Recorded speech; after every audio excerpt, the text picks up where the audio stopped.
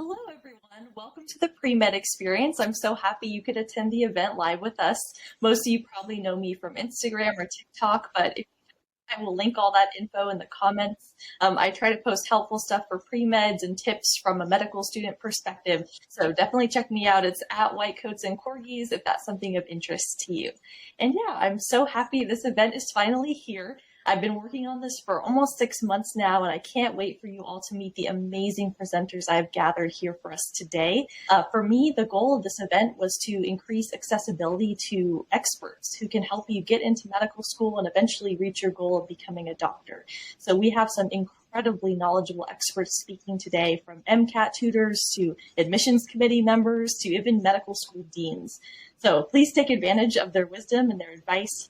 And now we are moving on to another fantastic presentation for you all with MCAT expert Dr. Ken Tao. This next presentation is for everyone who is taking the MCAT soon or planning to take it sometime in the future. And be sure to stay until the end because there will be free resources and discount codes given out for everyone here in attendance today. So without further ado, here is Dr. Ken Tao.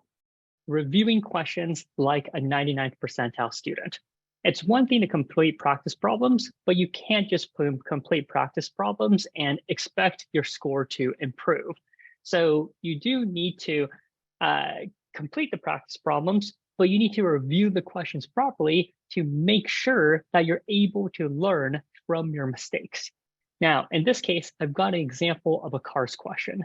The reason why I have an example of a CARS question is because so many students, when they look at a CARS question, they pretty much just give up and say, oh, it's reading comprehension, right? I pretty much just had to understand the passage or I'm going to get the question wrong.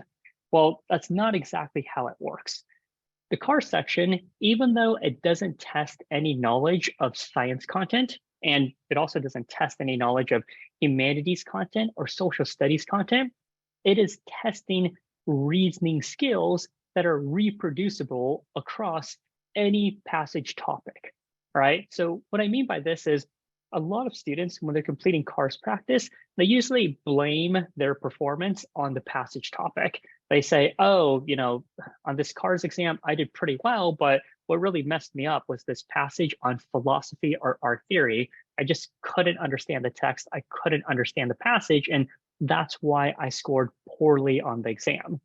But for those students, they're focusing too much on the content of those passages, which is those humanities and social studies topics. And in reality, the MCAT doesn't expect you to have any knowledge of philosophy or art theory. What the MCAT expects you to know instead are reasoning skills.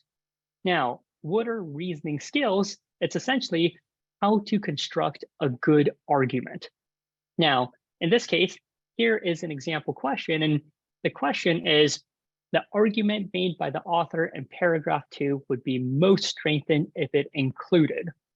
So the first thing you want to point out is, what is this question asking you to do? It's asking you how you can strengthen the argument.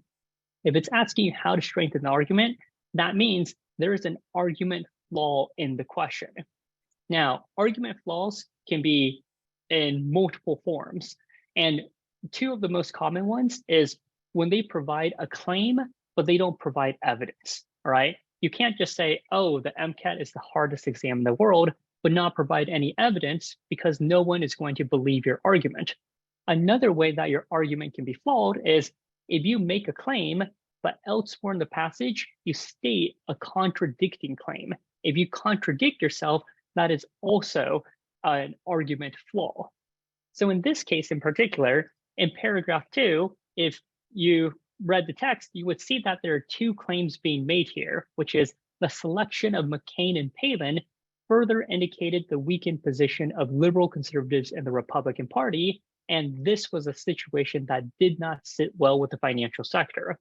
If you continue to read the paragraph, you'll see that they provided evidence for one of these two claims, which is that Obama, the opposition party, received more campaign contributions from the financial sector. So you have evidence for one claim, but not the other claim. So how could you strengthen this argument? Well, you can provide evidence for the other claim that did not have support, which is why in this case, the answer is A. Now, in this case, the way I went through this question may be very different from the way that you're used to thinking about CARS questions. Because again, most students, when they're thinking about CARS questions, they're just like, oh, what was the passage about? The passage was about politics, about Republicans and Democrats, right? And they're focused too much on the content of the passage when really the AAMC is focused on reasoning skills. So in this case, if you wanted to review this question properly, you wanted to note that this question is what the AMC calls a reasoning within the text question. And specifically, it's about argument flaws. In terms of why you missed the question, it can be for a variety of reasons. You misread the question, you misread the solutions, misread the answer choices, or maybe you didn't understand the passage. But the key thing you want to know is what can you do so you can answer the question correctly, which in this case, again, is focusing on the reasoning skills. So the reasoning skills is to recognize that an argument needs to include both a claim and support/evidence. And more importantly, an argument may be strengthened if you include support/evidence. So this way, the next time you see this kind of question, you're not focusing exclusively on what is the passage about, you're focusing specifically on the reasoning skills. Now, if this is a way with CARS that you have not seen before, focusing on reasoning skills of what the specific types of questions are asking you, you're not alone, because this is a common mistake made by a lot of students. And this is something that you can actually learn. And the way you can learn it is through an MCAT CARS course. So this is actually the last giveaway we have for today's presentation, which is for those of you, if you know that CARS is one of your areas of weaknesses, this is a section you can absolutely improve on.